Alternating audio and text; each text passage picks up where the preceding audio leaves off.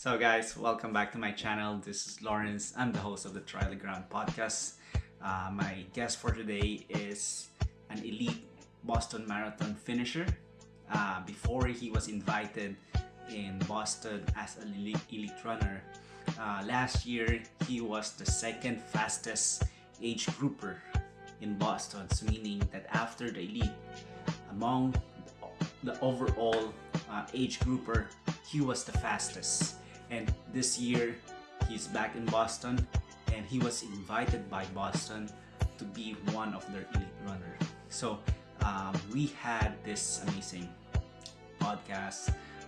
He shared about his experience being an elite runner. He also mentioned or shared to us how he started into running.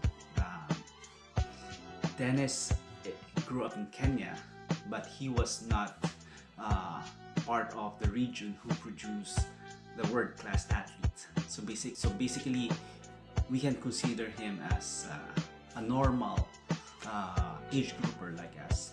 He started running at the age of 34, and right now he's already 40s. And she shared us his experience and motivation, how he started into running. He also shared us what are the protocols that he experienced as an elite runner in Boston Marathon.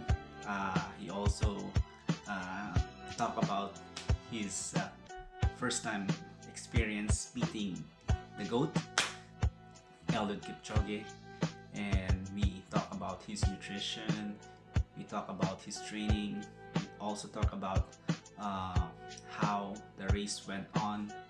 Yeah, I'm so happy to have him, and I'm so glad that he has the time to talk with us. Guys, I would like to present you Dennis Mbelenzi.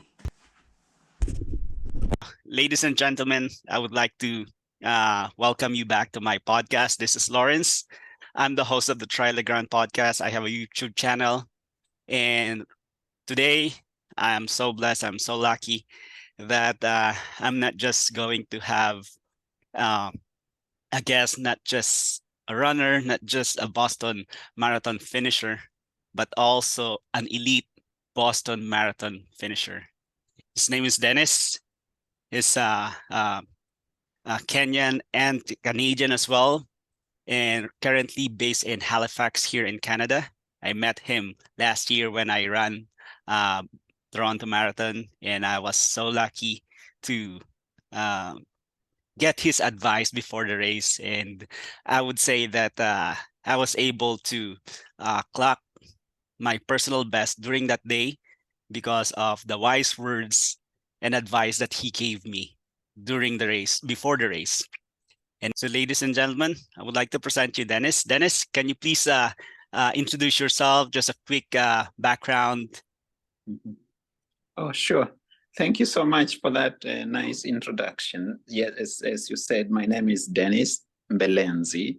Yep, I come from Kenya, and so I was born in Kenya, grew up in Kenya, and I was working there after the university for the first 2 years. That was between 05 and 06. I left the country, went to Bermuda. In terms of work, I'm a financial controller, so I specialize in finance and accounting. So I started working back in Kenya 2 years, then came to Bermuda. Bermuda is an island on the Atlantic side of the United States. Not, I think of situated somewhere between New York and Miami, but about 1 hour flight into the ocean. So it's a little tiny island. I spent some 10 years there. And while there, that's how I started running. Actually, I never ran while in Kenya. So you're not really a typical Kenyan that who runs. Like in the world of running, it's like when we say, oh, he's a Kenyan, he's a runner. I will tell you. So here's the thing. Not only am I not like, say, typical Kenyan runner, I also do not come from the region where the Kenyan elites come from. So Mhm. what a lot of people outside of Kenya don't know is, see, somebody watching TV and watching a marathon, New York, Boston, London, whatever, they will think, oh, wow, Kenyans are fast. But if you've been a keen follower of the sport, you will notice that there's a huge similarity between the names of those runners. You'll either Okay. see a Kipchoge, a Kipsang, a Kip Koril, or Oh. you know, all that. There are little things that start to show up. Mhm. And some other times you see, for example, you see Paris Jep Chirchir. Mhm, mhm, And sometimes the Jep Chirchir, like there's the Olympic champion women, Mhm. is Jep Chirchir. mhm. And there's this lady who won New York a year ago, last year. She's no, not the year before last. Mhm. She's called Joycelyn Jep Kosgei. Mhm. So think Jep Jep, Chirchir, Jep, Jep Kos. and Kep. And then there is, of course, the world record holder, who Uh-huh. is Kosgei. Uh-huh. So you start to see something, Jeb Kosgei, and then there's a Kosgei, and then, of course, the lady who ran the second fastest in Chicago the other day, last in October, was Ruth Chepngetich. So you Mhm. see, so what happens is these runners come from one community. 99% of all the runners will come from, and now here's the other thing about broadly about Africa. Mhm. And say Kenya in particular, we have about 50 local languages. Okay. So there will be communities which sometimes they're called tribes, but there's not an appropriate word to describe that. Reason being, when you say tribe, it sort of means people living in the bush, right? Yeah. But these are simply people of a similar background, language, culture, practice. The main thing being the language and them having settled on a particular part of the country. They would just be highly educated and everything. They have PhDs and stuff, but they speak a particular language. Okay, so the Kipchoges, the Geoffrey Kamworor, all the runners you've ever seen from Kenya, all the way from track to the marathon, 99% will come from that one community, that one region in Kenya. It's at high altitude, 2,400. And you're not belong to that community. I do not look. I do not belong to that community, and I do not come from that region. Okay, so I come from the other side of the country, but because I'm Kenyan and I love athletics, I have followed these athletes so closely that I literally know some of them personally, and the ones that we don't know each other, I know a whole lot about them. It's only that they don't. Like I literally study them, what they are doing in training. Sometimes I'm literally following up on some guy who is, you see, they live a village type of life. Yeah, so yeah. They will be a little bit on social media. You know those people who open an Instagram account and then put 2 photos and nothing else. Yeah. Some of them do that, and then I think they usually forget the password, so they open another one. Oh, They will just really? and until you get to a point where you start to become a global elite, think Eliud Kipchoge and others, then there is a team that either will manage your social media platform. Yeah. And over time, you get trained to also kind of learn how to manage it yourself. And before you get there, you may just be completely unavailable. People wanting to know about you who have nowhere to go. I think the guy who ran 2:01:25 in London, Kevin Kiptum, if that guy was American, he would have 2 million followers. Now, he has an Instagram account. I follow him, but it has 2 photos. And I can guarantee you it's going to be replaced with another one and then another one before we know which is the real one. Okay. Yeah. So sometimes when I want to learn a little bit about them, I will go to local Facebook groups coming Okay. from that region of the country. Mhm. You know how there will Yeah. just be somebody who kind of follows them and as a group. Yeah. So they have little posts about who is doing what. Uh-huh. And sometimes you have to dig into the comments to see somebody say, okay, so and so is injured. That's why they're not training. Or that's why they're absent from racing. And sometimes even the athletes themselves don't know about each other as much. So yeah, but I can go deeper into that. So anyway, I came to Bermuda, started a little bit of, now going back to my background, is when I started running, the idea was not to go into running. The idea was to just like manage my weight. I went all the way to, I was working in the office, not caring so much about health. I just thought that if you don't smoke, you don't drink, you're kind of healthy. Yeah. Like that's all you needed to do. That's what I thought.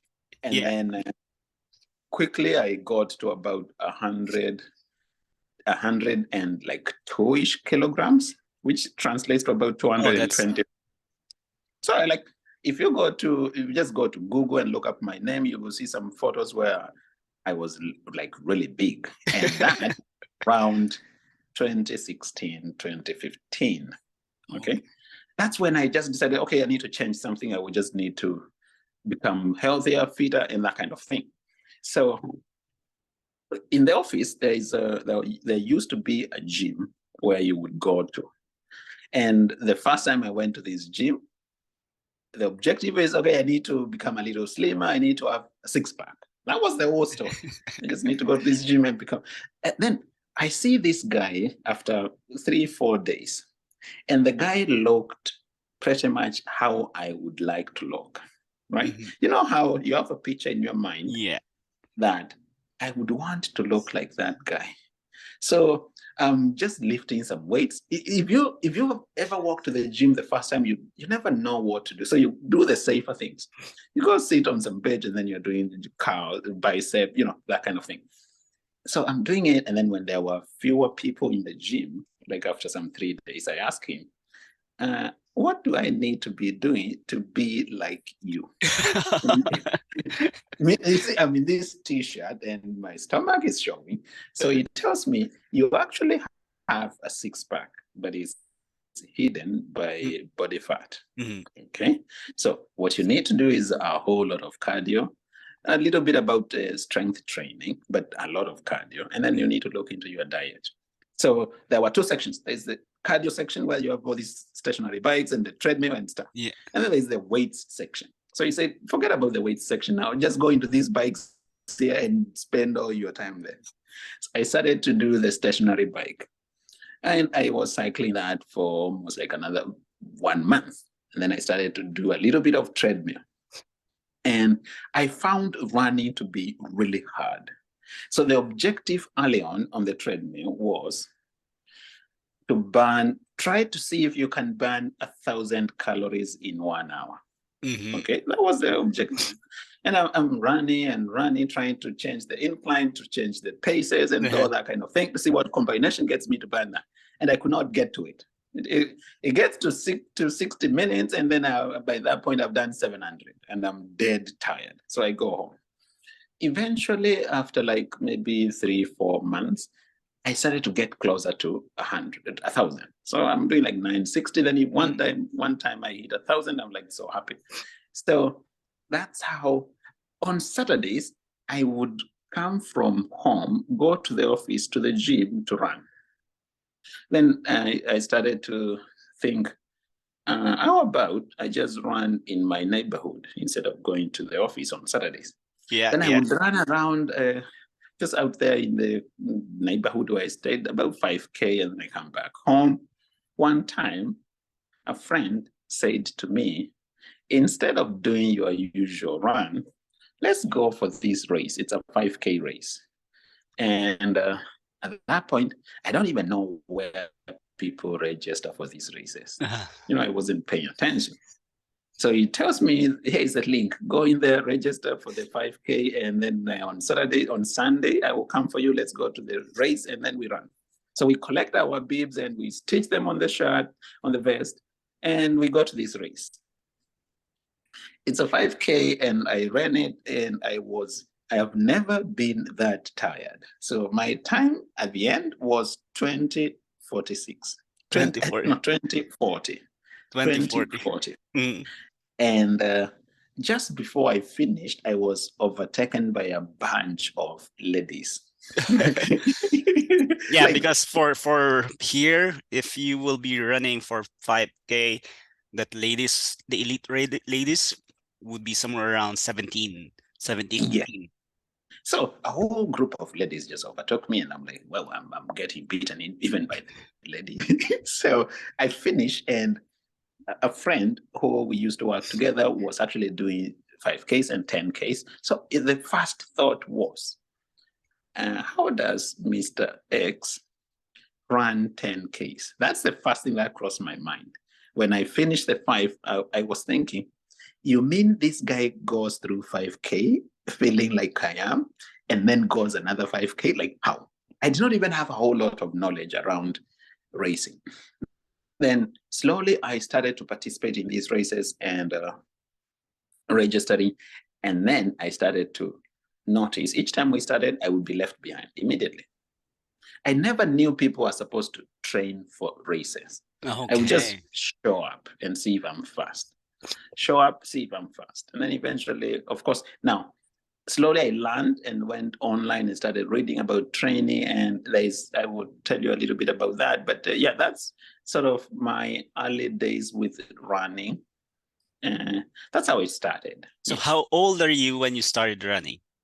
I think, and so right now I am about 41, and 2016, that's 7 years ago. So I could have been 30, what, 5-ish, 34, Wow, 35, something like that. Yeah. I started. You're a bit late. Yeah, you're late. You started late. I started, let's say, roughly 34, 35 at 100 kgs. And you never thought that someday you will be an elite runner running in Boston Marathon. Not just a simple, like, not just simple, let's say, any world major marathon, but the biggest marathon in the world. Of them all. See, when I started, I never thought about. I would think I would do 5Ks, and then I'm so tired. Occasionally, I figured out, okay, how to do a 10K, and I would. That's when I said, okay, I'm gonna do a marathon. 2018. Wow. By that point, I had started reading so much about training. So because I'm self-coached all along, I read so much that when I decide to dedicate time and effort to something, I go all in. So I'm studying how to train and studying to. So I just ask the question: what makes somebody while they're running? What is it that makes them to slow down? Why do people slow down? Because that is, if you can fix that, then you run good. So then you start to see things like running economy, VO2, lactate threshold, stuff like that. And then this is how to improve those parameters. So I'm training myself. And then I said to myself at that point, I will not run a marathon until I am sure I can run it in under 3 hours. Okay. So that was my mindset. No, as I was thinking about just a my question first now. marathon. Just a question. When you decided that you will only run a marathon if you will do a sub 3, what was your capabilities during that time? Like, let's say 21K. What pace are you doing? So at that point, I was running about. Because I was running a lot of 5Ks, I had brought my time down to about 17:20s. I had not gone sub 17. Okay. So on a good day when I've sort of prepared well, I would do like a 17, 15, maybe 17, 20. Okay. And my 10Ks were roughly 36. Okay. Just right there. I had done a half and I only done a few halves. At that point, my half had just gone under 120. I had run 118. Okay. It's not that So really, I'm really running strong as it's like it's not that really, really strong pace or fast, right? No, that was borderline, just what you need to crack right around 3. Okay. Yeah. Like if you're running a half in about 118, let's say 120. If you're running a half in 120, the general formula goes something like this. Your half times 2 plus 6. So that would work to about 246. Okay, 246 is probably what you're going to do for the marathon if you train and race well. It's not that it's not there for you to take. Is if you train and race well, you can run right around 246. Okay, but I knew that this thing is a big challenge, is a big undertaking. So there is going to be a large margin of error, possibly on the slower side. And because of that, I wasn't sure I can break 3. But then I'm looking, so that's also around the same time I got my Canadian permanent residency. And so I've already visited Canada. That's about the summer of 2018. I come to Canada, visit, and then I go back to Bermuda. So I have this free access into Canada. I can fly into Canada whenever I want. Okay. So I register for the waterfront, the Toronto waterfront. Oh, marathon. that was your first race. That was my first race in 2018. Okay. First ever marathon, and, right? So just the marathon. And here's the thing. I decided when I registered, there was like maybe a week, not 2 weeks, 2 weeks to the race. Okay. So I decided I need to taper for 1 week. And but before that, I had not done any long run. So the longest runs were because I was training for 5Ks and 10Ks. And they were marathon. So my long runs were up to about 25-ish K. That is not good. Yes, that's not good for a marathon.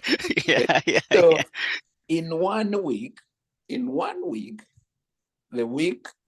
let's say we are. You have 2 weeks, and the 1 week. This is what we're talking about. The last 2 weeks before the taper.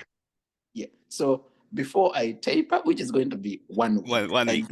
I simply said this taper week I will just do nothing. I will sit and recover. Okay. So the week before that, I said I need to at least put in some long runs, and because I'm late, I will just do 3 of them in 1 week. Okay. So I broke it. It's simple. I said a Monday, I'll do 30K, like progressive. So you begin at about, say, a pace of maybe, what is it, 430. It's maybe 4K, okay. And just push it as much as you can. And then I will go easy the following day, like a very easy 10K. The next day, so you skip 1 day. So Monday, long run, Tuesday, completely easy. Wednesday, another long run, which is going to be possibly whatever I did on Monday plus some 2 kilometers. Okay. The same thing, just progression, keep progressing because it gets harder as you go. And then on... and so just a question, when you finish that 30K, what's your pace? Because you're saying it's progressing. I was finishing right around 3:40s, just about 3, like just cracking below 6-minute mile pace. Okay, and I'm actually doing this on the treadmill because the thing with Bermuda is that Bermuda is very small. It's an island in the shape of the Nike tick. It looks like that. and the roads are really tight. So, and there's just no space for runners to run. Uh-huh. Okay. You just go weaving with the cars. Yeah, yeah. And if you are working, it means you may have to run around 6 p.m. or very early in the morning. I was not particularly an early morning person, so I was going to have to do it in the evenings. And then I just chose for safety, and let me just do it on the treadmill. It's convenient. I just go down here in the gym. So I'm doing my runs in the gym. There's not many. This is a company gym. There's not many people there. There's possibly 2 people. Nobody's even using the treadmills. But the treadmill is a good quality treadmill, or just a normal, you can see the difference between if it is an entry level and a good quality type of treadmill.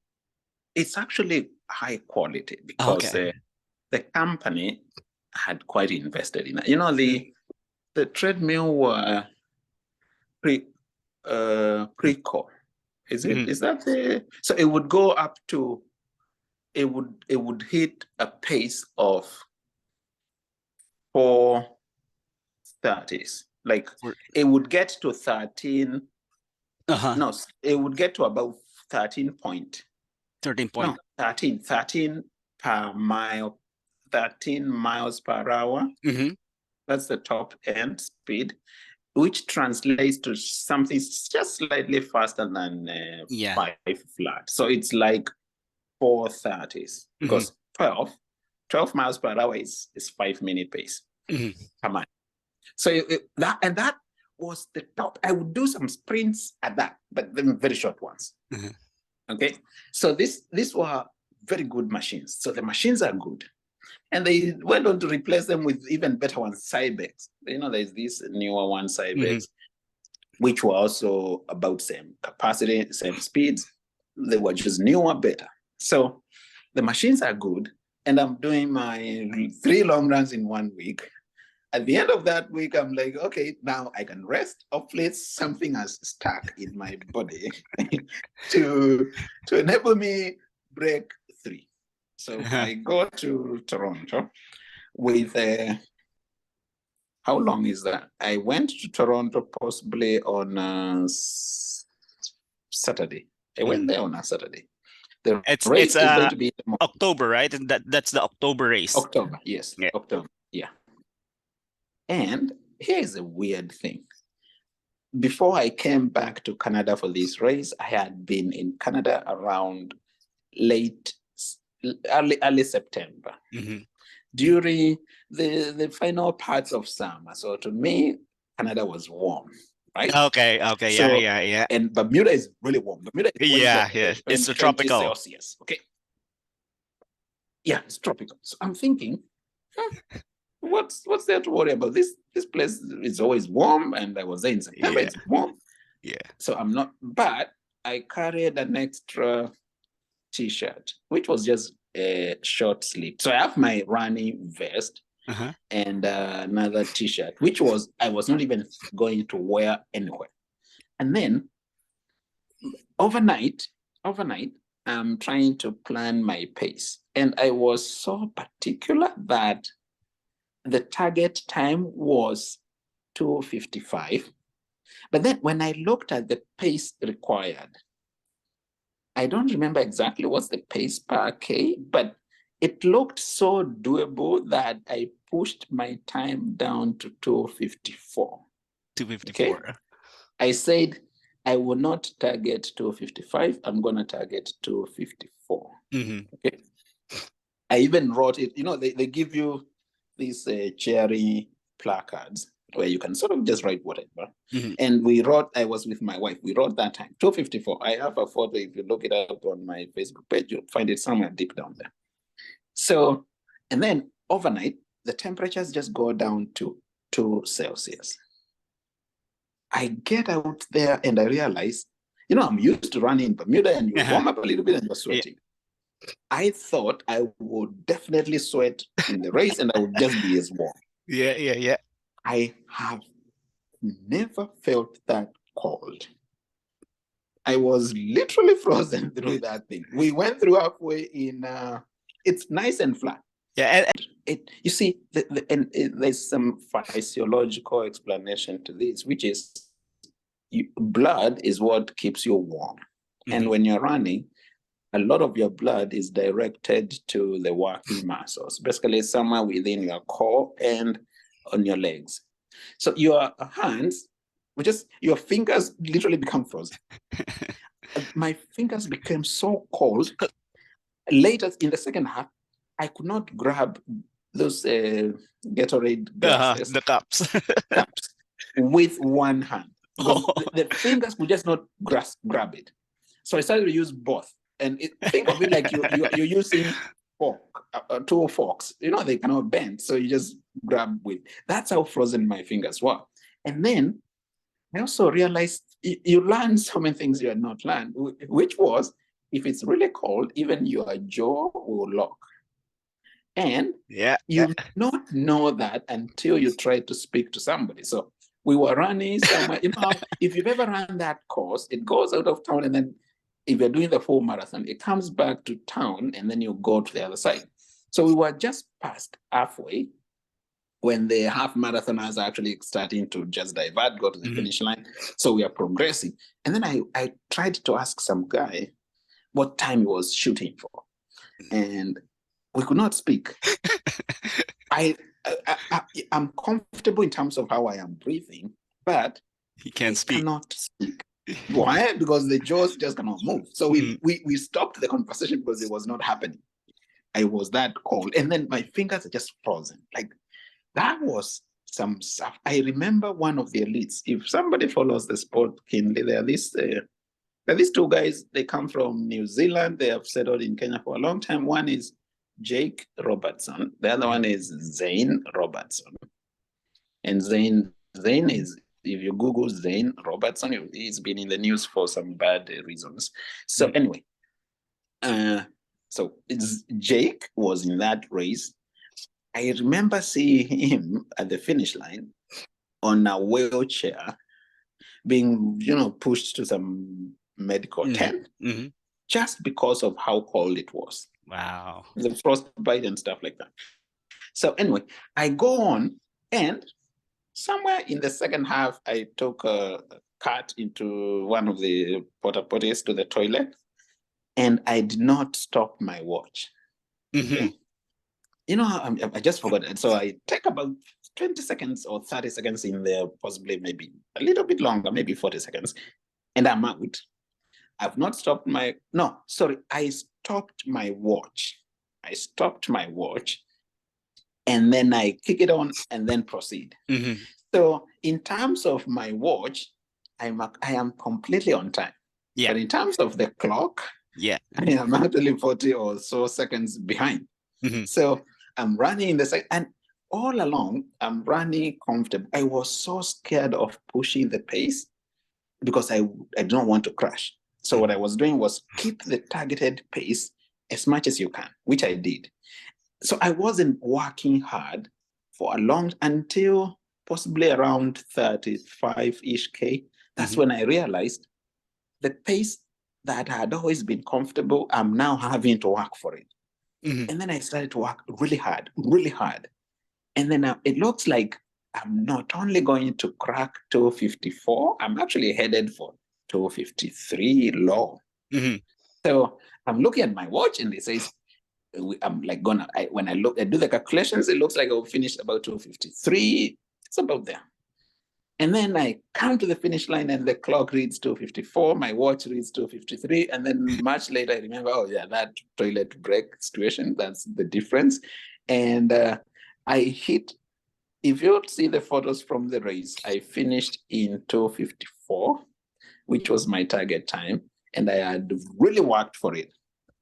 So that was my first marathon. And finish in 254, I'm good, I'm happy, I've hit targets. So I started to say, well, looks like this marathon thing is about something I can do. The next one I registered was Vancouver in May, I think. Vancouver is in May, which I went and I did it in 248. And then the next one was Halifax. Blue Nose is the biggest race in, I think, Atlantic Canada.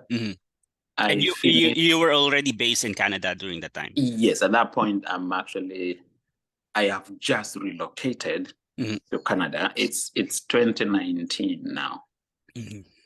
So I do it 243. The guy who was number one is a much younger guy, 26. You know, these guys who run in college and they run 3Ks in like 8 minutes something and 5Ks of usually the low cross country guys, track guys. Young people. I think he was 23. He beat me by 10 minutes. Okay, and the whole of it, he put it up in the second half. So we went through halfway together. Okay, you were running together, and then yeah, in the second half, he puts in a gap of 10 minutes. So it basically was telling me I need to work on strength, stamina, endurance, that kind of thing, and also figure out the fueling thing. So then I registered for Chicago, October 2019. That was my first at Chicago. And I'm thinking that I have done a 248, I've done a 243, and now we have a whole 4 months to train. I would definitely break 240. Okay. So I'm training for Chicago and training really hard. I trained for this race, and coming closer to the race, I started to realize I am sort of struggling in training, and I just don't know why. Okay. I'm struggling in the long runs. Like, it's getting really tiring. So something in your brain tells you that, well, the magic of the race and the race day vibe and everything will just take you through. But I still felt like I shouldn't be working so hard on these long runs. So I go to Chicago, and the memorable thing is 2019. That was my first interaction with the elites, but it's only a little interaction because I'm in the waves and the elites are beginning. So I could see them warming up. I see these ladies. I had, of course, coming from having followed the elites, I would only see them on social media and on TV. Then I saw them the first time. I see Bridget Kosgei, she's the world record holder.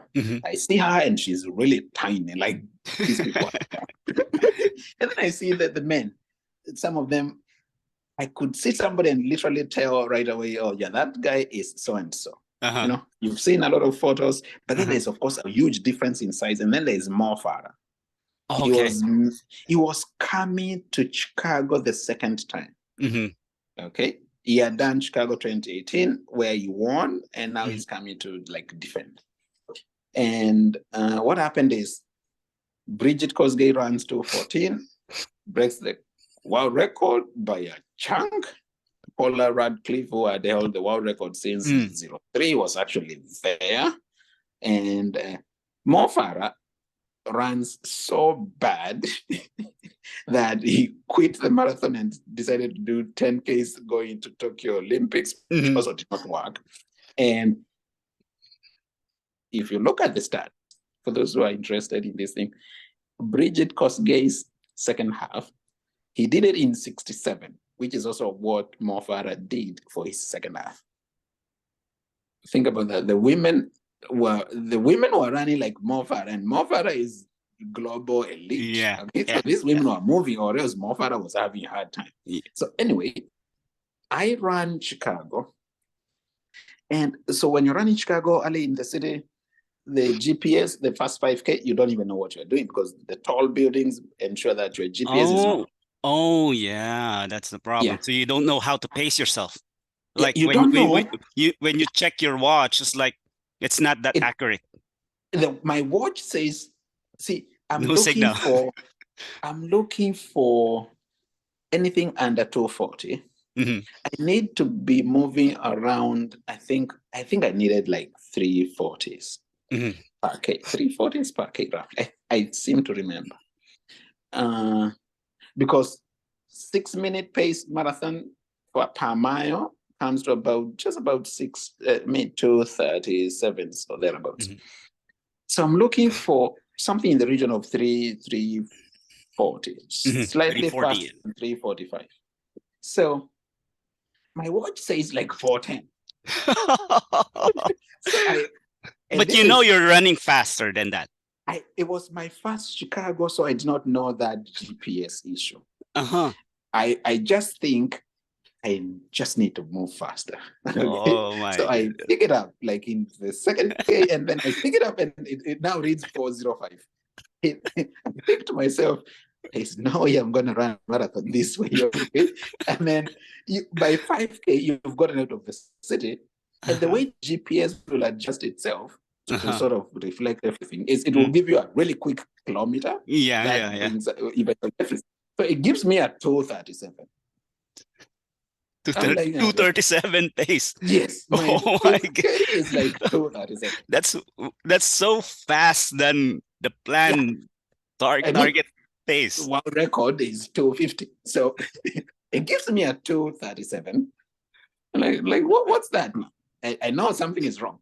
And then, so the cumulative of that totals up to about 5K in the region of about 18-ish. Okay. So, but I had paced it a little off. Not a problem as such, especially just within the first 5K. You can almost recover anything in the first, whatever you've done in the first 5K, you can alternate, change things, and then be all right. Then halfway, 120, I think it was 121. Okay. And I was thinking, okay, I can claw back a minute in the second half to get to 40, but it doesn't feel right. So I struggled through the second half, fighting through it. Eventually, I finished in 247, slower than what I had done in Halifax, which was hilly, and almost the same time I did in Vancouver, which was my second marathon. And I'm a little disappointed. I don't know. Is it that I trained poorly? You've done the work and the time doesn't show. So I come back. Meanwhile, I've already registered for New York, which is exactly a month away. Okay. So there's New York coming up, which I will do. And I've run to 47:40, and I don't understand why. I come back to Halifax, and I had this appointment with the doctor. It's one of those scheduled things. We had just signed up with our family doctor, whole set of tests on us, just to create a file.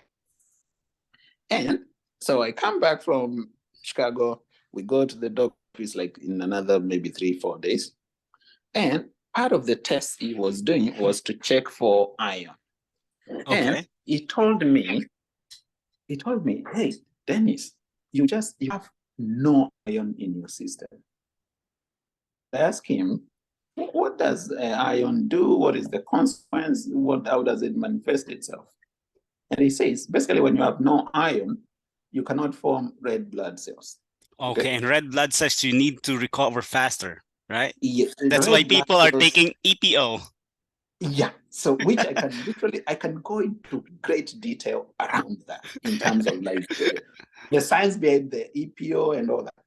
Now, so the doctor says, you have no iron. It means you cannot manufacture enough red blood cells to replace whatever is distracted. And the consequence is you cannot deliver oxygen to your working muscles. Red blood cells carry oxygen to and then carbon dioxide out. So you basically will feel fatigued all the whole time. And it was so severe, the deficiency, that he ordered to see if I would be internal bleeding. And we did some additional tests, which confirmed there is no internal bleeding. So I started to read lose iron.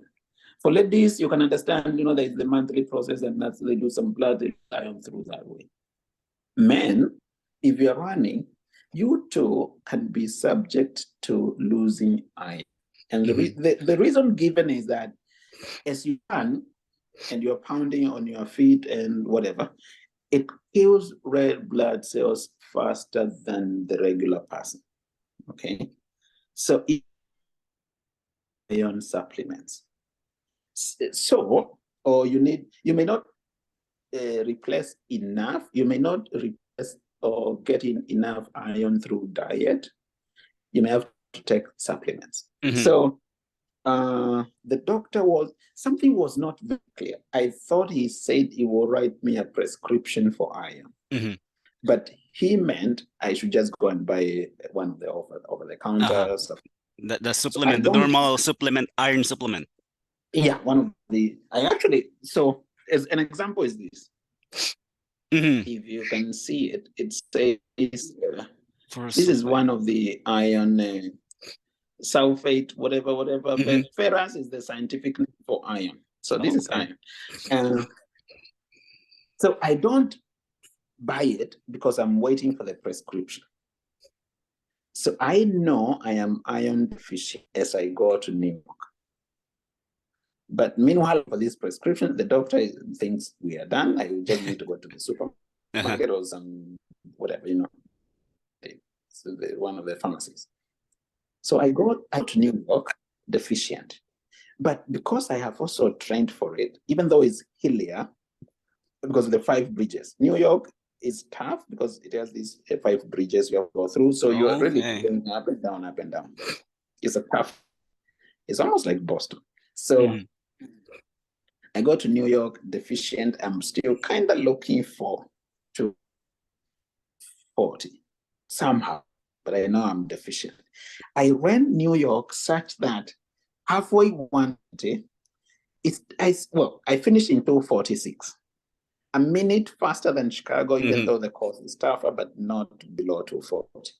And I had put in such an insane effort that when I finished, and when you finish New York, you walk for a mile to get out of that race region before you can get the cabs. I was staying with a friend right there in Manhattan, where I could, it was maybe 6-7 minutes walking, or maybe 10 minutes walking. So I'm walking to get out of this park. They call it, there's a name for the park where the New York Marathon finishes. So anyway, I'm trying to get out of there on 2 medical tents.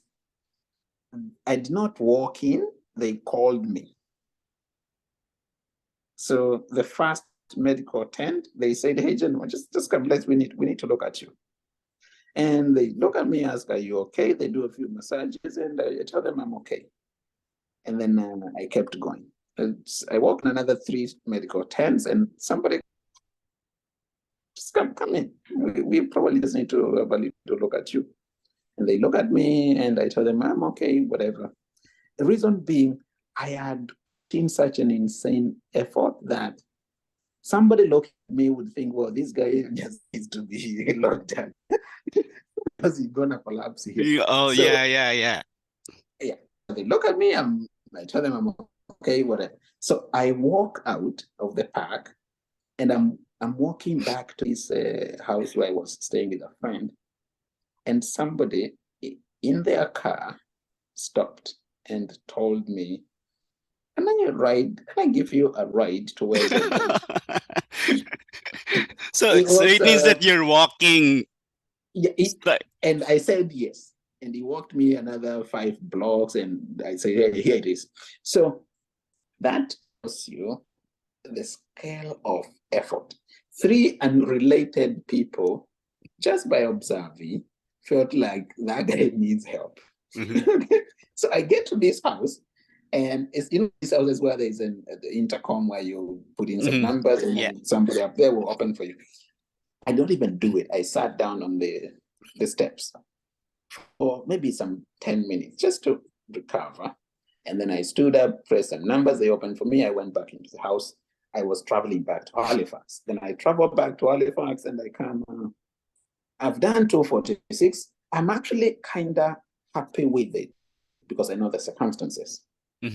And I get to Halifax, and then I realize the doctor said you can just buy it. So I go and buy. I had never interacted with iron supplements or even any supplements of any kind. So I'm looking around to figure out what is good, and then I'm also reading a lot about it. So I bought the iron, and I also read about it. So iron goes with vitamin C. Mm-hmm. It does not go with calcium. When you're taking iron, you need to avoid calcium don't take it same time. Calcium Mm-hmm. is found in milk and mostly milk. So if you're taking tea with milk or whatever with milk, don't Okay. time it same time with the iron, Iron. because calcium binds on the iron and prevents its absorption. Okay. So how long should be the intervals? Like if we're going to take milk, then typically the iron will come in a small red tablets, and they will say take one a day. And so you're taking basically one day, you just time it whenever it feels comfortable. You need to take it to increase absorption, because when you're learning these things, you come across a lot of information. For example, there's a thing called bioavailability. Bioavailability is, as a different example, is proteins. Plant-based protein. Some plants may have a high amount of protein, but it's the leading source of protein. It has the leading content in terms of protein, but the body cannot absorb it. Okay. You could have something that has a whole lot of nutrient, but the body cannot absorb. It's not bioavailable. Likewise, you could take iron, but your body is not absorbing it. So to increase absorption, iron goes with vitamin C, oranges or orange juice. Some of the supplements, iron supplements, will actually have vitamin C included to just increase that. So anyway, I start taking the iron and also training as usual. And then we go into the new year, 2020. I have registered for Boston. I had qualified in one of my earlier races. I think I had used the Halifax race, the 2:43. It was my fastest time. So I'm registered for Boston 2020. COVID comes. Eventually, this race gets cancelled and becomes virtual. And I said, okay, I'm going to do it. And my plan is to break 40. So on the date when they had said you could do your virtual Boston, they had given like a week. I go to this just little road. It's a short one. It's a loop, not a loop. It's just one stretch where I'll turn around, come back, turn around. Each one way is possibly about 1.25 kilometers, something like that. So I'm setting to do 40. So I would turn around a lot of times. I went with my son. At that point, he's possibly maybe, this is 2020, he's 10 years. Okay. So we go to the stretch. It's an industrial areas. It's on a Sunday. There's nobody. There's just the two of us. And I leave him with bottles of Gatorade. So he would just give me one. I would take it. And when I take a loop coming back, I would drop it. He will hold it. Okay. And my plan is to break 240. But I've been taking these iron supplements. So I'm no longer iron deficient. And guess what? I ran this thing and I finished in 232. Wow. And I'm just alone doing just back and forth. And yeah, I've done 42.2 in 232. Like insane. I was looking for 240. I'm literally like 10 minutes ahead of that. So I realized how bad that your iron deficiency holds you back. Yeah. So I go to Boston and I ran with wave A, right? That's the fastest non-elites. Usually will start. So the professional men. So in Boston, Dennis, just want to know, in Boston there is professional, elite, and the first wave. Yeah, the way they do it is this. there's going to be, so let's take out the wheelchairs. So the wheelchairs will go. And then there's Oh, going to be wheelchairs professional first. men. Mm-hmm. Yes, wheelchairs go. I think the fastest people go so that people are not catching up others. Mm-hmm. Okay. So the wheelchairs, the men will be gone. The Mm-hmm. wheelchair, and then the wheelchair women will be gone. And then professional men will go. Mm-hmm. 10 minutes later, professional women will go. Mm-hmm. And then wave one, wave A, I think that's what they call it.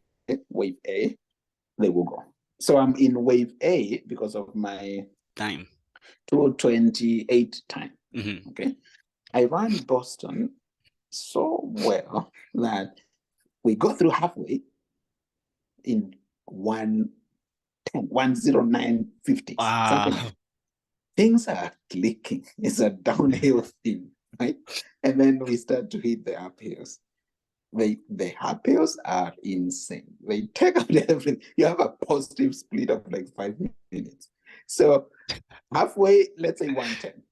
In the second half, 1:16. Okay. Wow. So, and I, for a long time, I was going for 2:25, possibly Mm. sub 2:25. Uh-huh. I ended up with 2:26:07. That was my fastest time. It's actually my PB. Mm-hmm. So I ran 2:26:07, and I use it to register for Boston again. Mm-hmm. During that race where I ran 2:26, in my age group, when you combine everybody, I am second. Mm-hmm. Okay. And I also learned if you are placing 1 to 3 in your age group, you are supposed to receive prize money. It's Mm-hmm. usually 5,000 USD for Oh, number one really? in your age group. So 5,000 to Overall, this is, we're 1,000. talking about overall age group, But right? yes, it's usually all of it. It's not like 40s and 50s. No, Yeah, it's yeah. just all of you. But of Okay. course, typically a lot of them will be in the 40s. Okay. Mm-hmm. So, but you're not eligible for prize money if you had not been invited.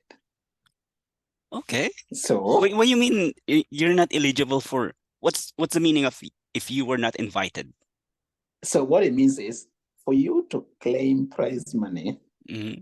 you have to have been invited as an elite. Okay. Like, and I would take you back to 2018. 2018, when there was this hurricane or snowstorm or whatever it was during the race, and Mm-hmm. everybody quit. Mm-hmm. Everybody dropped out, or just about everybody. Mm-hmm. One of the ladies who came position, I think 3, Mm-hmm. she's called Sarah Sellers. She's a nurse. Mm-hmm. This nurse had not been invited as an Mm-hmm. elite, Mm-hmm. but because of everybody dropping out and everybody running slow, Okay. there's Linden wins in like 2:30 for professional women. This lady could not get prize money for position 3 overall, which is Boston is usually 150,000, 75,000 for position 2, and 50 for position 3. Mm-hmm. Or thereabouts. And there was a lot of noise, like, no, give it to whoever came 3. And Yeah. the BAA, Boston Athletics Association, came under a lot of pressure from the community. And Mm-hmm. I think they gave her something, I don't know. But the rules are you have to have been invited as an elite, because that way you are subject to anti-doping control. Okay. Yeah. You cannot be here doing EPO and stuff, and then you Mm. run and beat all the 40-year-olds and collect 5,000. No. Mm-hmm. But yeah, so that's the reason they want you to be you have to be invited first, so that yes, you will undergo anti-doping doping. procedure. Yes, But anti-doping after, in if ever you just test a positive. normal age grouper, and you had the position 1, 2, 3, they're not gonna give you the prize money, even though after they can try you to test you after the race. There's no process No, like that. so they will go something like this. They will just skip you and go to the next person until they get their 3 invited people. Oh, And you see, with anti-doping, there's no point in testing somebody like down the road, mm-hmm. because some of these burnt substances disappear from the body very quickly. Mm-hmm. Somebody could test positive in competition if you test them, but if you test them 3 days later, you see nothing. Okay. So that you cannot argue, okay, guys, come test me. No, that is a week later. So they don't even engage. Yeah. They don't talk. But somebody actually sent me the forms to complete. And then I thought, okay, well, it means the rules only apply to professionals. Mm-hmm. Not a professional. So I complete these forms, and then another 1 week later, they say, oh, sorry, Dennis, you're not eligible. So I was like, okay, forget it. So that's how I lost my 2,500. And it went to somebody who had beaten, right? Somebody was number 2, and I don't even know, they could have been number 5. Yeah, Right? yeah. So, but I ran very well, 226. I used that time. So of course, what I do is that race was in April. So I then went to freeze Chicago. again. It freeze again. and So it's you freezing. Okay. yeah. So 226. Then you use that time for what? So I ran 226 in Boston, and I use it to register for Boston 2023. Okay. Yes, and I also ask them, how does somebody become an elite? How Mhm. do you get invited to the pro start? They call it the professional start. And they tell me, we will notify you by December. Okay. So you register shortly after the race has ended. That's when the registration window opens. I think it's going to open soon. Mhm. And so you submit your time. And if you are 40 and above, Mhm. they will look at the fastest 40. Maybe take about 5 guys, 5 Mhm. fastest guys, invite them to the professional field. Mhm. So that's how I ended up getting invited to the professional start for the next race, which was just concluded. Mhm. And this is the difference between the professional and the elite. So you are an elite. Yeah. So technically, it means this. Professional means it is their career. That's how they make money. Mhm. So they would be paid by Nike, Adidas, or ASICS, whatever. Yeah. And it's their primary occupation. That's a professional. Elite would mean you are somebody who, for your age, you are running fast enough to be considered elite. It's a small difference, but that's the difference. Okay. Mhm. The thing is, if you are somebody who is 40 and you are elite, right? You're probably not a professional. Mhm. Okay. Okay. Yeah. But so there are some details here. To be invited by Boston as a professional or as an elite runner, Okay. here's what they do. They say for men, there are several men and women. So they say if you have a global title, an Olympics, a World Championships, a Commonwealth, if you have a global title, they will invite. If you express interest, they will invite you as a professional. Mhm. If you have a title in 5K or 10K or whatever, they will invite you. 2 is if you've run under 213 as a man and you express interest, you'll be invited in the professional field. As a professional field. Yes. Those are the broad guidelines. Mhm. As you can imagine, 213 for these people is 213 yeah. 213, not Yes. 230. 213. No, it's 213. And if you, for example, if you go to Kenya and say, men who can run 213, you get 1,000. Yes, everyone will raise their hands. Yeah. So I can tell you a little bit about Kenya maybe at the end of the conversation. So, but 213 for Kenyans, that's nothing. In Ethiopia, it's nothing. Don't even talk. People who run 210, men, don't consider themselves runners. Just farmers, business people running small shops in the village. Okay. You only call yourself a runner as a man if you break 2:06. Okay, Us, this is the Kenyan standard. that's the Kenyan standard. Wow. If you're not running, if you're running 2:07 and you're a man, you don't speak. Don't talk. Yeah. Like, look, the standards are insane. So, so you get invited. The professionals, that's how. So the Boston Marathon, in this particular case, they will have the international elites. And I'm so excited to see everybody. I have written a detailed, I think you've seen it on Yeah, Instagram. yeah. So I want to talk about that. Possibly yeah. So I go to this place and I'm excited to see Eliud Kipchoge. He's the best in the world. I'm seeing all these people, and you realize very quickly that all elites are not the same. You go to this hotel and you cannot see Eliud Kipchoge. He has people dedicated to his room. He's not coming to eat with anybody else, and he's not going outside unless he has a scheduled appearance.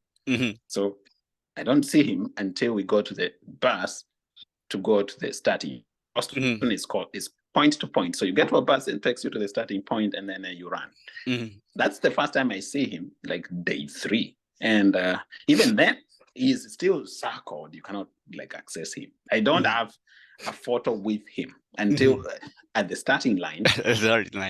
I did a few strides with him warming up, and of course we were together at the starting line. We fist bumped. We talked in Swahili. I told him something that translates to whip these people. I gave him a double fist bump at the starting and just whispered to him, whip these people. Okay. And he smiled back. I think he was, of course, tensed. As a professional, you need to be because he has the pressure. Like, you know, everyone is saying that he will be the winner. He will break the course record. Pressure was insane. It's like crazy. Anyway, so I started. If you look at some of the photos, I'm literally right there with them when we are starting, right behind Kipchoge, some of the top US guys. And then these guys take off at 2:40 pace per K. I went with them and realized I cannot even lead for 2 seconds. They are 2:40 and they are comfortable. Like, you see how people are jogging comfortably? These guys are moving at 2:40. So I backed off completely. My 5K was 3:05. This particular race turned out to be a little harder than I expected. I had trained really hard. I was training. So talking a little bit about my training, for this Boston performance, I was averaging 200 kilometers a week. Oh my God. And you're saying before that you were somewhere around 150, 140? Yes, I used to do, when I started to do marathons a little seriously, I went from 100 to 160-ish. That was where I was. And then when I got this elite invite, I just decided to sort of dedicate a little bit more. So I started to average 195 to 200. So Dennis, before you continue saying those, telling us the experience during the race, can you please tell us the protocol of being an elite runners? Like, is there a requirement that you have to be there 3 days, 4 days before the race? And also, what's the process of taking the anti-doping procedure as required for elite runners? So what happens is this: they will keep the professional race coordinator. Is a lady called Mary Kate Shea something. She will send regular emails towards as you come closer to the race, and you can see emails being copied to like people people you've been reading in the media, Sarah Hall and Emma Bates, right? And then somewhere down there yourself, you're like, wow, I'm in some serious company. So there will be these emails which tell you stories. And now, in terms of procedure, it goes like this: the race is on a Monday, Patriots Day. They say that the day before you need to attend a technical meeting, which is mandatory. So that's going to be Sunday morning. That means if you're flying in, you have to come sometime during Saturday, or maybe earlier but then of course when you are not a professional, you are invited to the professional start, but you're not a professional. They give you complimentary entry to the race. and access to the professional facilities after the race. Like when you finish, you join the professionals and do whatever they're doing. But you get your own air tickets and accommodation. So because of that, you probably will travel on Saturday. So I got there on Saturday, and I went to this race hotel. Basically, my interest was try to, I'm scouting. I just want to see the seats, right? Okay, so you were not staying in the race hotel where the professionals being housed. No, I was staying elsewhere. Okay, but just close enough so that that you can visit the and spend the whole time just scouting people, right? So I get to this hotel and I'm looking for just to see who I can find, right? And on Saturday, I see a few of them, several, and we are the way they see. I know them; they don't know me, so I will quickly introduce myself in Swahili. That's the local national language in Kenya, and immediately they figure that, oh, he's a Kenyan, and they will open up. And then I will sort of lead the conversations because I sort of have some specifics that I may want to just talk about with them. And so just a question before you proceed. Because when you say Kenyan, most of them are professionals. Are you the only Kenyan elite on that race? And the rest are professional? Yes, I am the only Kenyan in the elite group who is not a professional runner. Oh, that's so cool, man. So the guys I'm seeing are usually 205s. These are 205s and faster. 204s, 203s, that kind of thing. I just know their machines. And then, so immediately, look, I currently weigh 63 kgs. And your height? My height, what is it? I actually don't know. I'm just I think you're 5'10", 5'4", 5'11", 5'7", 5'10", something. Yeah. I'm not very tall. I'm not like think of me average. Okay, so I meet these guys, and they are really thin. Okay, like you start to realize you are big. I'm there walking 63 kgs, and I'm looking huge. I meet these guys, and they're tiny. They're wearing those tights. And I see some guys I recognize. I can see Eliud's coach. A whole lot of selfies. I meet some of the professional women and that kind of thing. So Saturday ends, I go, but I've not seen Eliud. I go to my room. There is a technical meeting in the morning, Sunday. And this technical meeting, the purpose is, first, they will take us through the rules of the race. Basically, they talk about things like, this is how your drink stations will be arranged. You're actually told the table you will be, each table, there will be tables for men, tables for women, for the drink stations. And there's going to be 8 drink stations every 5K through to the end. And the tables can be on the right or on the left. Okay. And a whole lot of people are right-handed. So what they do is, each table is only 4 bottles. Okay, so it's 4 athletes per table, so that the bottles are spaced out. I figured out how they arrange them. The first bottle on the table is for the fastest person. Okay, so the fastest seeded people by PB. Okay. You will get bottle 1, table 1.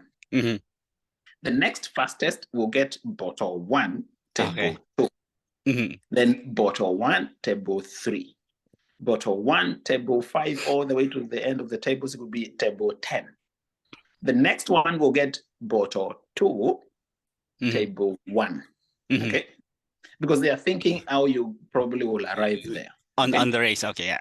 And then when the professionals are given on the right, kind of to make it easy for them to grab it. Okay, and as they go down the list, they start to get to people like ourselves, and our tables are on the left.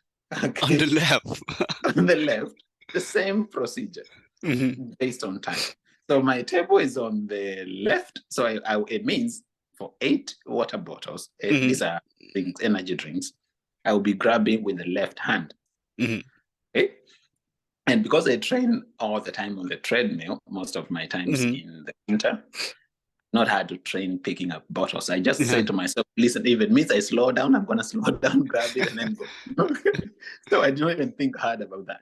So I know this is my table was table 2 on the right, and it was like the last bottle. Okay, I was one of the slowest people in the professional group, and so that's how they will tell you where the water stations will be, some other rules around how to throw it away, if you have issues, if you have a complaint, those kind of things. And then we do US track and field. They call it a USATF. They are sort of in charge of the technical parts of the race. So what they do is they look at your race T-shirt, your vest. They have to inspect that. Yeah, there will be a table. You come with them in the morning on Sunday before the race. You bring your racing shoes and your racing shorts and your racing vest. Okay. And you will also collect your bib. So they look at it, and one of the things they're looking at is the logos on your vest. And they have to fit a certain size. Okay.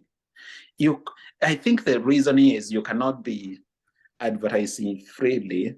Because you see, even though you are not a sponsored or whatever, as long as your vest has a bigger logo, it's not allowed. It's not allowed. So and the reason is this: assume you are Eliud Kipchoge. Okay, now let's say you are just a regular person like me. You are somehow running very fast, so you are in front, and you have this large thing written. You are yourself limited, like your company, right? You're going to be on TV for 2 hours. That's serious advertising. Okay? Because of that, and it's going to be free. Because of that, they limit the size of the letters or whatever it is there. And they just have little cutouts on a piece of paper. And if it's a Nike, even the tick needs to fit, or they will just type it. So they place a little cutout paper and see if it fits there. If it doesn't, they block the whole thing. It's not like they will not block it up until it fits. No, they just wipe it out, like with the tape. So mine was larger than allowed, so they just wiped the whole thing. And if you see the photos from the race, there's just 2 big tapes. I didn't notice that, but I'm gonna get back to that picture. It's yeah, you just go there and you see and then the other thing is the shoes. And for those people who are involved a little bit deeply with the sport, is that you realize for road racing, with the advent of these super shoes, one thing that changed big time was the stack height. Yeah. From the ground, the road, to where your hill is, that distance should be 40 millimeters or less. Okay? And all the companies have produced shoes which are compliant, except Adidas. Adidas has a shoe called a Prime X. Prime X, yeah. Which is 50 millimeters. Yeah. So that shoe is not allowed for competition. You can train in it. Some guy who was ignorant or not just well advised. Yeah, ran with that shoe in some race. He won he was disqualified. Yeah. Disqualified, yeah, DQ'd. And the managers said it was just a miscommunication because the manager is based in Italy, this guy is in Ethiopia, and they talk about which shoes have you packed. You see, some of these people may not understand the athletes very well. These are people who have just grown up in the countryside, and they may have gone up to just middle high school or and then they realize they are very good with running, and also jobs are not as forthcoming. So it's their way to get out of poverty. Yeah. So somebody will not have all the sophistication, so they don't understand shoes. And if you ask any of these elites, which shoes are you using? They would describe them by color. They will say the Nike, like you see the Vaporfly Fleece now, and there's a lot of the pink ones. Yeah. They will just tell you I'm running in the Nike pink shoes. Or yeah, because they don't have the access of the social media, internet, something like that, and technologies. And these names are English names. These people are speaking their local languages, and the name is not pasted on the shoe. You kind of have to read it somewhere. So they may not always know the names, and the names change quickly. Like some will say, I'm using the Kipchoge shoe, and you have to figure which one. Okay. I mean, when Bridget Kosgei broke the world record, she was asked, which shoe are you using? She has just broken the world record, Chicago. And she said, I was using the Kipchoge shoe, the blue one. Oh. Yeah, that's what she said.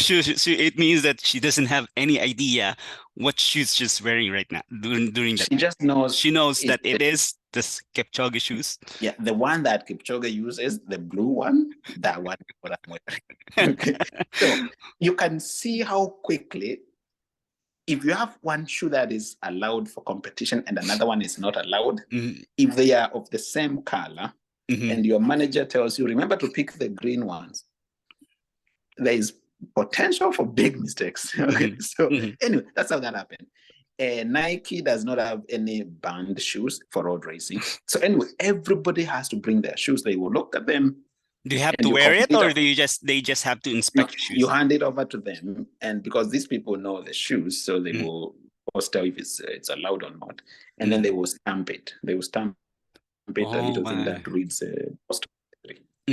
So that's the check for the compliance. Then they tell you. The other thing is that they will tell you, we will be doing anti-doping. It's going to be done by USADA, U.S. anti-doping agency, is in charge of in the U.S. Yeah, and they do it on a sample basis. They will say, if you're being tested, somebody is going to come and tap your shoulder, and they'll just lead you to whatever you're going to give your pee or blood. Okay, and that's it. They don't even talk a whole lot about it. That's and everyone will go for anti-doping, or randomly they will just select you. So what they do is this. It should be random, but it's not very random. Okay? Number 1, 2, 3 will definitely be tested. Okay, after the race. Yes, after the race. 4, 5, 6, maybe to 10. They could test a couple of them in there. And the top American or top 2 will be tested. People like ourselves, you are subject to possibly being selected for testing randomly, and we never got picked. Their belief, I think, is because they will have said you're going to be tested, people will behave during training all the way to the race.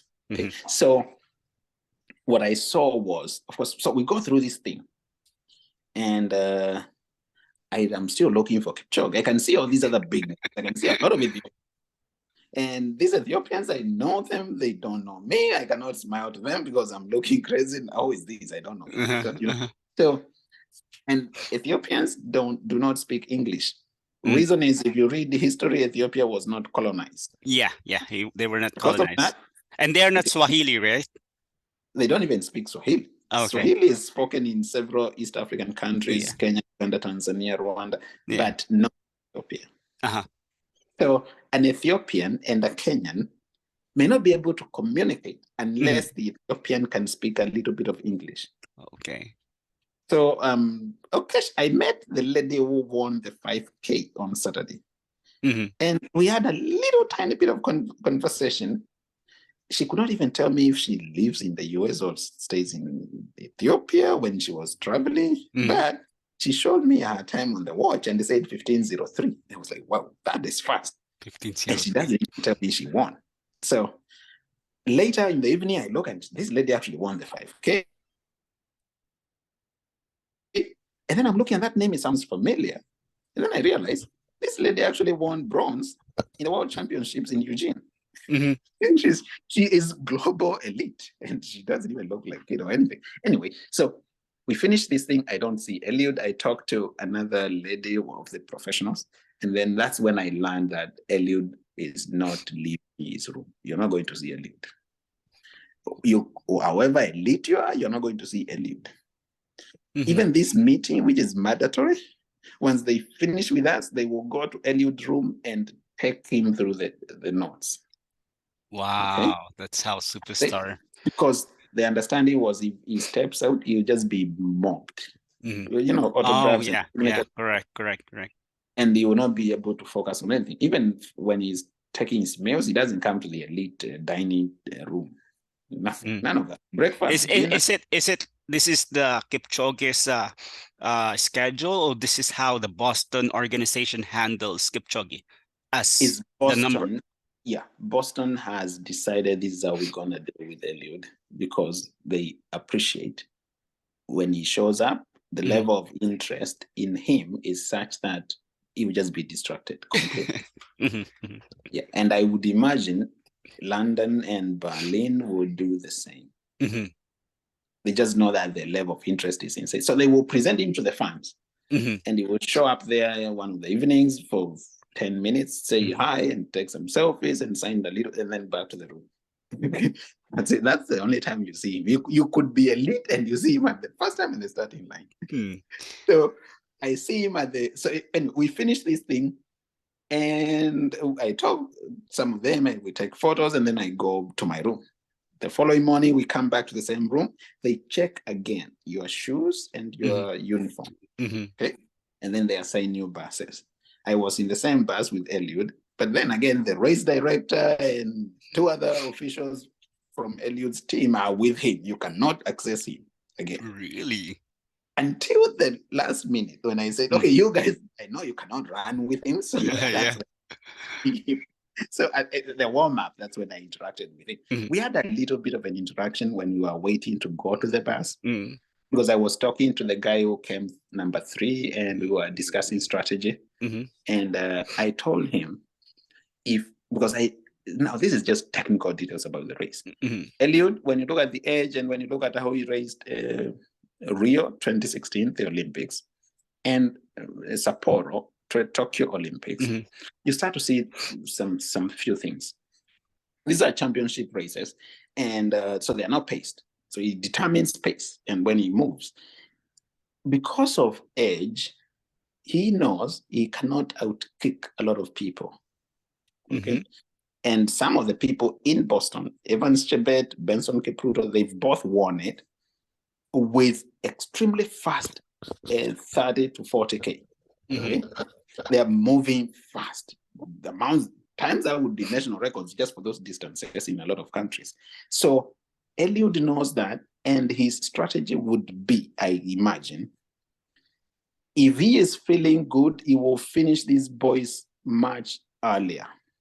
They are 5-6 years younger than him, so they can possibly outkick him. He will not wait for it to get there. 25K, he will try to finish them. That way you are subjecting them to 12K, 15K of brutal force. Okay. So I tell this guy, expect Eliud to push really hard, either from the start because of the course record, or somewhere from 21, he will try to move early. In Rio, when he was much younger, very strong, he moved late, 35, 36K. In Sapporo, 4 years later, he moved early, 25K, that's when he was gone. He did not want to hang around that long because you don't want a fight with a young man at the end. Yeah. I expected something similar in Boston, but then it turned out he was not feeling good. So as we discussed with this guy, he tells me, this is Benson Kipruto, he came third. He tells me, hey, actually, he just walks in. He tells me, here he is. So he shakes Benson's hand, and of course now shakes mine. He doesn't know me, he knows Benson. We smile a little bit, and then I say hi to him in Swahili, and then he goes, sits down. Immediately we are told, okay, people in bus 1 go out. Eliud is in bus 1. It looks like they will stage manage these things such that Eliud will come to the room just when you need to go out.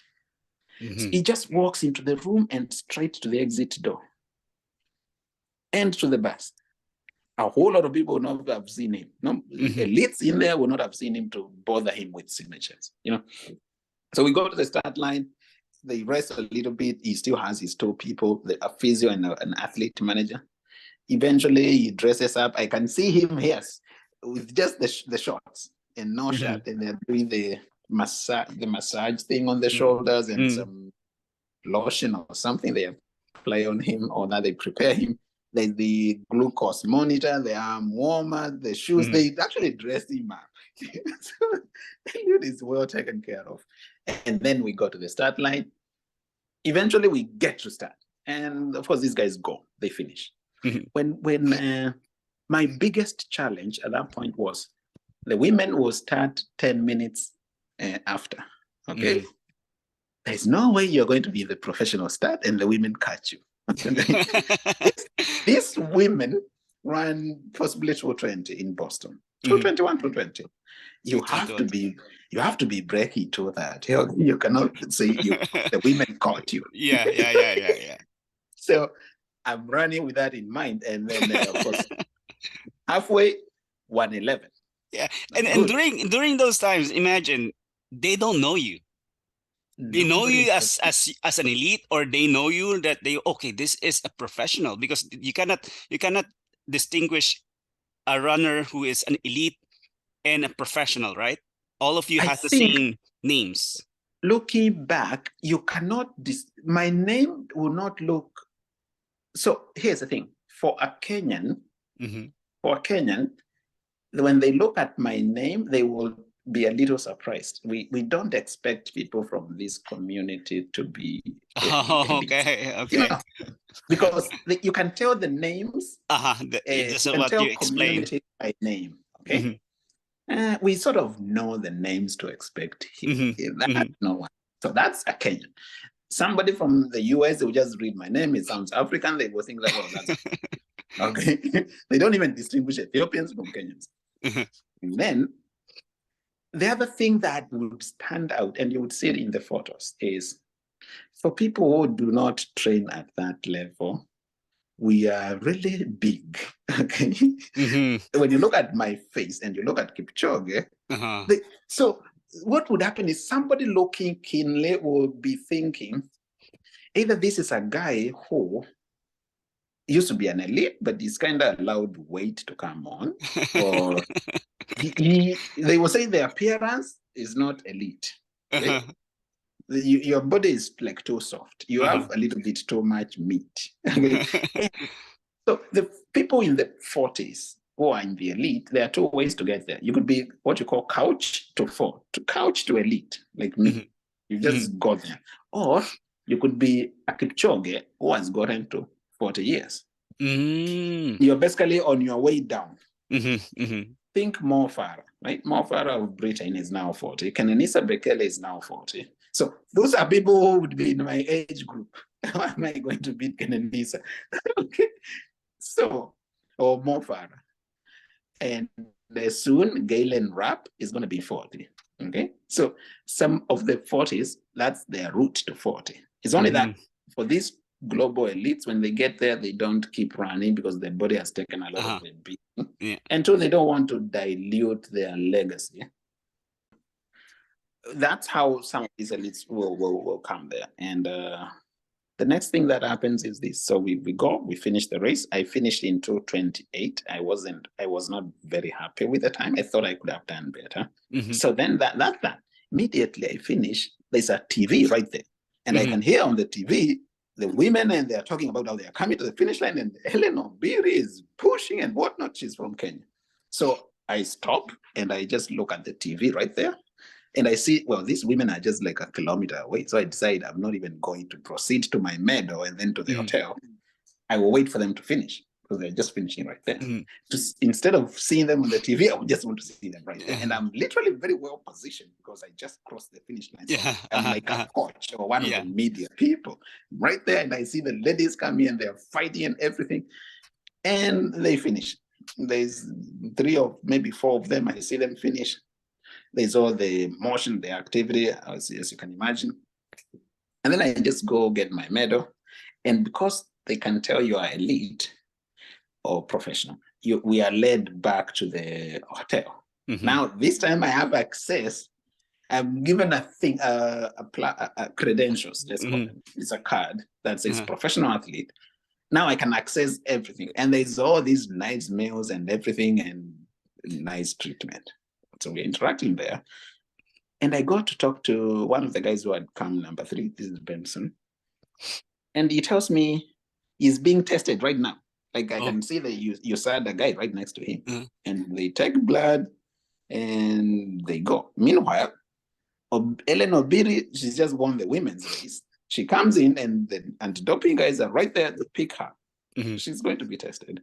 And then the media people also calling her to do the interviews and that kind of thing. So that's the environment at the finish line. So that's how basically Boston went. Wow, that's well. Just a question now is that what's your feeling when you see your hero? It's like for us, Kipchoge is, although Evans is the winner, but for us, Kipchoge is Kipchoge. It's like how you explain your feeling when you saw your feeling. It was your first time to saw Kipchoge? Yeah, it was my first time to see him in person. I plan when I go back to Kenya, and if I have time, I've always been back to Kenya many times, and sometimes I'm down there. The city is almost 400 kilometers from where Eliud is. So you actually catch another flight to go to where he trains. And where so you never been to that village of Champion? No, I've never been to Iten or Eldoret my entire life. Okay. I plan to go when I get time. Because see, I've always just been working and school and work, and I'm based in the city. Then I leave the country, and when I go back, I'm in the city a little bit. Then I go back to countryside where I come from, which is on the opposite direction. Okay. So I never even went there. And so you see, you've lived your life, especially running, just around almost worship. Like these people are your heroes. You see them. Remember when, I don't know you were observing, but when Obama was running for the US presidency in 08, there will be people who see him, they're moved to emotion. Just by interact. I felt something close to that. Like when you interact with him, it's only that I did not have the time to tell him what he means to so many people. Like what I would have told him is, I just hope you understand how much you are loved within the distance running community. Yeah. And just keep doing what you're doing. You are inspiring millions. There are people who run just because of you. Yeah, correct. There are people who never have gotten to running until you came into the sea. Yeah. So he has a presence. When he walks in, elites, your eyes just open up. And these are elites. And there's this one US elite guy called Scott Farbo, I think. Yeah, Scott Farbo. One of the US top. He was number 1 for the US 3 times now in Boston. And he said, Eliud once walked into a hotel in New York where he was, and he dropped his fork. He saw him walk and he was eating. He dropped his forks. Eliud, that's the sort of presence he has. He is an icon in distance running terms. So big presence, big personality. Yeah. Very soft spoken though. Yeah. That's nice. That's nice. Yeah. And a question now is that when it comes to nutrition, I'm just wondering, because let's go back to the nutrition, that you will have your special needs of tables for your nutritions. Are you allowed to bring a gel as well before you reach the nutritions table? Yeah. So the way it goes is this. You will prepare your drinks and hand them in the night before on Sunday. And you bring 8 bottles of whatever drink you do. Some people will take, there's a whole lot of them out there. So there's usually, you could do Gatorade, you could do Lucozade, you could mix. I use Mortin. It's one of the popular ones. It's a mix. You get this powder, you mix it in a particular way, you shake it and all that. That's what I use. in terms of jails, it's a logistics issue. That is, you see, some people will use 4, 5, 6. Some people actually use 8. And the question, if you have not thought about it and you're running a marathon, you will show on the start line carrying 8, and then you realize, how do I carry 8? Okay. Some people use gels like a belt where they can put them in. Some people, the elites, will attach them, they will tape them around their bottle. Okay. So you hand in your bottles, and some of the bottles, or all of them, you've taped a gel. So when you grab it, you take your gel, you take the drink, that kind of thing. If you don't tape it very well, your hands are sweaty, you may not detach the gel from the bottle. It can just be a little complicated. And 2 is I wanted to take my gel before I get to the drink station, so that when I get my drink, I'm just washing down the gel as well. So I carried my gels with me using the belt. And also, you're allowed to carry a gel even before you reach the race. Or the whole race. Okay. You can carry your gels in some pocket or some belt or otherwise. So I'm carrying my gels, and I will take it at what would be the 4th K, so that by the time I finish taking the gel, I grab the drink, and then I wash down, and then I just repeat. That's nice. Yeah. Wow, those are things that we don't have any access information. Yeah. Just one question. You've been racing with Vaporfly for quite some time now. Why is it you like Vaporfly? You know, I tried AlphaFly, but I think that I got injured running AlphaFly because of my calves that became tight. Do you have the same issues or experience? It's a very weird thing how these shoes work. Some shoe will just work for you, and another one will not. Yeah. So I started running in Nikes when I started running, I basically would buy Nike shoes. So when they introduced the first super shoes, it was called the 4%. 4%, yeah. The first one. That's what Eliud used in the first breaking two. Yeah. Yeah. And that's the first one I bought. And then I've always bought the successive ones. So for some reason, it just worked for me. And I use it only for racing. Just because it cannot take a lot of mileage. It's a very soft shoe in terms of wear and tear. And it's expensive. So I will run in Hoka or whatever. I actually just train in various shoes, but I race in Vaporflies. They just work for me. I've not tried the Alpha Fly, you know, the one with the AirPods. Yeah. The reason is it's a little heavier than the Vaporflies. The Vaporflies. And just because of that reason, I've not tried it.